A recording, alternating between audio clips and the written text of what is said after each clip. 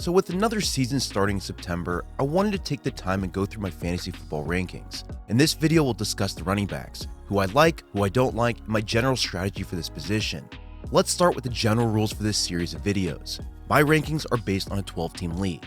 This team features a QB, 2 running backs, 2 wide receivers, a tight end, a flex, a kicker, and a defense.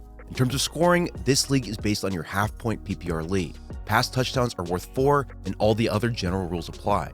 One thing to note is that if your league has different settings than the one listed in this video, I also have the following rankings available on my Patreon, so you can definitely find them all there. If your league has custom settings not listed, I'm more than happy to make you a custom draft sheet as long as you give me 2 days notice before your draft. All I need is an email with proof that you're a Patreon subscriber, and I'll happily make that for you. The last thing I'm going to say is that these rankings can and probably will change as we make it through the rest of the offseason. I purposely made the series after the opt-out period ended, but who knows what will exactly happen. All future updates will be updated in those files. So with that being said, let's start with my tier 1 running backs. First up, we have Christian McCaffrey, Saquon Barkley, and Ezekiel Elliott. These really shouldn't be of surprise to anybody that plays fantasy football at this point. They're all elite players at this position, and they're all extremely consistent from a fantasy standpoint. You can't go wrong with any of them. If you have picks 1, 2, or 3, congratulations, you just hit the fantasy lottery. I'm taking them in that order any day of this week. Now, before we move on to my next tier, let me explain the various columns that you see on your screen. We have the standard info like player, team name, and bye week, but we also have ADP, which is average draft position, we have RK, which is my ranking of that player, and we have diff, which is the difference between the player's average draft position and my ranking, which gives us an indication of relative value. This tells if they're a good pick or if they're a bad pick. Finally, we have the player's auction dollars on the far right. Auction values are based on the standard $200 total, so if your league uses a different amount, just multiply by my auction value by that factor in order to get the price that you should pay. Let's move on to tier 2. In this tier, we have a mixture of good running backs, but they obviously aren't as sure things as your top 3 guys. I see Dalvin Cook, Kamara, Henry, Chubb, Aaron Jones, and Kenyon Drake. I see these guys as mid to late first rounders. Dalvin Cook comes with some notes though that we need to talk about. He has dealt with a number of injuries throughout his career, so there's definitely risk of that happening again. The other thing we have to say is that as of making this video, he's currently holding out for a new contract. If that doesn't end soon, I'll likely lower my future rankings. We don't want another Le'Veon Bell type of situation. The last thing we have to say about Cook is that he also just lost his offensive coordinator Kevin Stefanski to the Browns. Stefanski really helped game plan to his strengths. They use a perimeter zone run game primarily with the 2-back outside zone run as the base play. Hopefully this doesn't change next season because Cook was absolutely deadly in that scheme. Speaking of Stefanski, he is now the head coach for the Browns, which makes me really like Nick Chubb for the season. I think he's going to have another great year. Now yes, I know a lot of people are avoiding him since the Browns also have Kareem Hunt on the roster, but Chubb certainly has a ton of upside. He should still get 250 carries in this offense. Plus with Bill Callahan now as the offensive line coach, plus having Jedrick Wills as the left tackle and Jack Conklin as the right tackle, this unit will definitely be even better. Make sure you check out my video on Chubb's fit in this offense as he's going to be a star.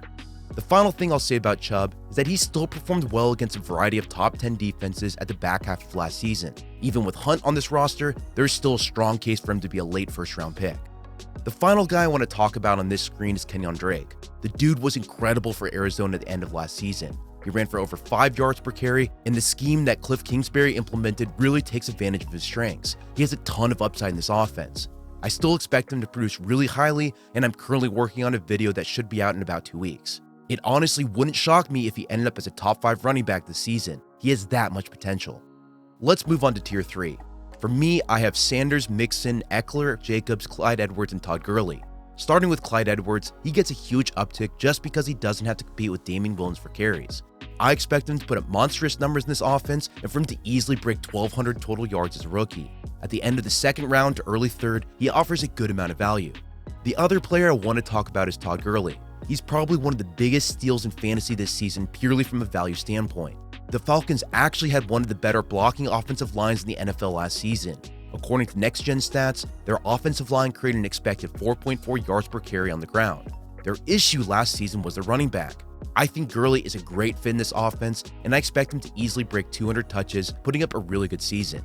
Similar to Clyde Edwards, at the end of the second and early third, he could be a really high-end running back too for your team.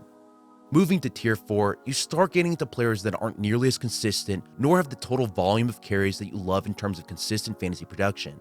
Yes, they'll definitely create big plays and big games, but they obviously aren't as consistent as the top 3 tiers.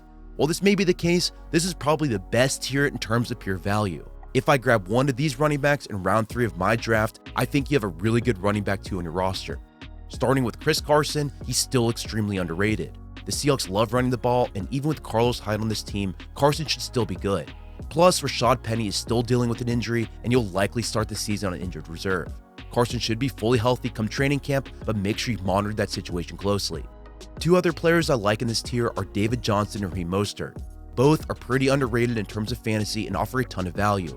There's a very good chance that one or both slip to round 4 or even round 5, so the name of the game for this tier is value. The one thing that I have to say about Mostert is that even though he's an amazing fit in the 49ers offense, he did request a trade this offseason. Even though that I don't think that'll actually happen, let's hope that request doesn't end up putting him in Shanahan's doghouse. There's definitely a level of risk for any running back taken from the San Francisco 49ers. Moving on to tier 5, I don't honestly have any strong feelings for any of the running backs on your screen.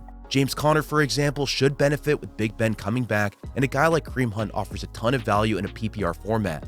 If you're playing 1 point per reception, definitely move Hunt up to the next tier. Out of this list, the best value I see on my screen is Rojo, who I ranked 69th overall.